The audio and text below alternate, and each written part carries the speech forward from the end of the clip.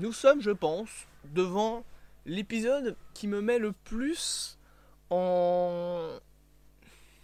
Voilà. D'un côté, j'ai passé un très bon moment, c'était l'un des meilleurs épisodes de série Marvel. De l'autre côté, il est extrêmement court. Et en fait, il se passe pas grand chose. En effet, l'épisode 4 de Echo, vous le savez, c'est pas du tout les bonnes vidéos, ça. Je disais donc, l'épisode 4 de Echo est sorti mercredi. Vous le savez, un épisode par jour sur la chaîne. Bien évidemment, on en est à l'épisode 4. Demain, on terminera avec l'épisode 5 et le fameux dailybugle.web au soir. Mais voilà, actuellement, on en est à l'épisode 4. Un épisode qui, comme je l'ai dit, est assez court et se centre surtout sur la relation entre Maya et le Kingpin, étant donné que tout l'épisode va nous faire suivre ça. On va avoir d'abord une introduction qui va donc justement être cette fameuse scène qu'on a vue dans le marketing de la série, où tu vas avoir le Caïd qui va défoncer la gueule d'un marchand de glace, enfin d'un mec qui vend des glaces, parce qu'il s'est un petit peu foutu de la gueule de Maya.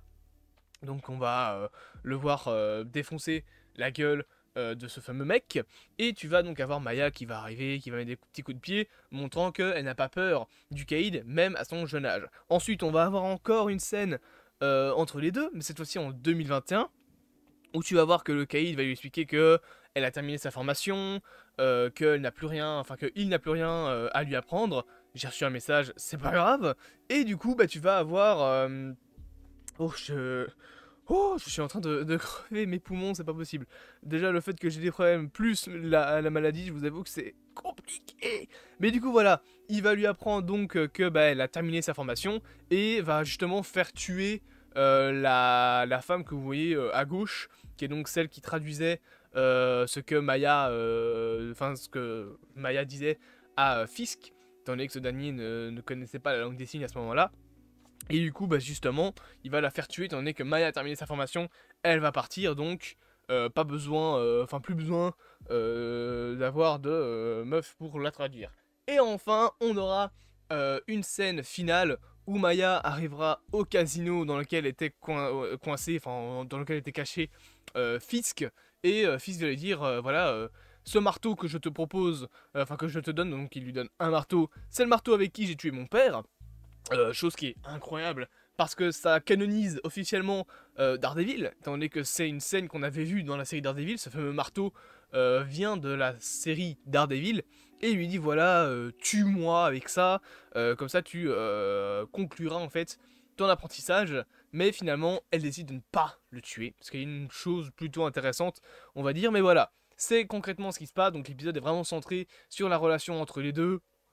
On a encore une fois le Caïd avec son petit patch, parce qu'il a donc toujours cette blessure à l'œil. C'est vraiment un épisode que je trouvais assez intéressant. En plus de ça, on a bien évidemment au début aussi un moment où tu vas avoir le Caïd qui va donner une petite puce à Echo pour pouvoir traduire ce qu'elle dit.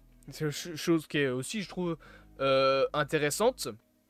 Parce que du coup, comme le Caïd ne connaissait pas encore la langue des signes, maintenant ça va être une puce qui va faire une espèce d'hologramme qui va signer à la place de Winston Fisk. Donc voilà, il y a vraiment des petites idées comme ça intéressantes. Tu vas avoir également le Caïd qui va proposer un petit dîner du dimanche, chose qu'il faisait toujours à l'époque où Echo était encore sous la tutelle de Fisk. Sauf que là, on est jeudi, donc pas de bol. Et il va lui donner plusieurs petits cadeaux, une bouteille de vin. D'ailleurs, il y a une phrase qui m'avait fait rire, c'est donc tu vas avoir Echo qui va très vite croire, probablement, parce que ça n'a pas l'air d'être le cas, que Fisk a empoisonné la bouteille. Donc elle va vider la bouteille, elle va revenir, tu vas avoir Fisk qui va lui dire mais qu'est-ce que tu as fait du château neuf de 1800, je sais plus c'est quoi le nom de la bouteille, je m'y connais pas en alcool. Elle va lui expliquer qu'elle a acheté la bouteille, et tu vas avoir le Caïd qui va lui répondre ah ma caméra n'est plus là. Bon du coup qui va lui répondre dommage, c'était une excellente bouteille. Voilà, je trouve ça marrant. Mais voilà, c'est vraiment un épisode qui est centré sur la relation entre Maya et ses proches en fait, surtout le Kingpin. C'est intéressant d'avoir ce petit passage qui canonise officiellement, même dans le MCU, la série Echo. D'ailleurs, pour ceux qui ne le sauraient pas, sachez que la scène avec Daredevil dans l'épisode 1 est une scène qui se passe pendant le blip Donc voilà, c'est une scène qui se passe donc pendant le claquement de doigts de Thanos. On sait du coup que le Kingpin, Echo et Daredevil ont survécu au snap, ce qui est une chose intéressante. Peut-être que ce sera traité dans justement Daredevil Born Again, on verra bien. Mais du coup voilà, c'est vraiment un épisode qui se centre sur la relation entre ces petits bonhommes, ce qui en soit pas une mauvaise chose, ça c'est... non, c'est pas ce que je voulais montrer, ce qui en soit pas une mauvaise chose, mais le problème que j'ai avec cet épisode c'est qu'il est vachement court, et si je me souviens bien il fait seulement une demi-heure, alors que tous les épisodes faisaient quasiment 1 heure, c'est peut-être un petit peu dommage, mais ça met vraiment le terrain pour une confrontation finale avec Fisk dans l'épisode 5, donc épisode que je vais devoir me revoir parce que je vous avoue que j'ai rien compris à l'épisode, parce qu'à mon avis voilà, j'étais trop fatigué quand je l'ai vu, mais voilà, c'est vraiment une série, un épisode qui était très très cool, malgré donc ce rythme un petit peu rushé, je l'avoue, le caïd qui est toujours aussi impressionnant je trouve, voilà. Il y a des gens qui ont dit que les scènes donc justement avec le marteau faisaient forcer. Je trouve pas tant que ça. Je trouve que voilà, ça c'est en lien avec ce que le caïd a comme effet sur Echo. C'est voilà, le papa toxique, on va dire. C'est voilà, un lien qui est assez important, mais également assez intéressant.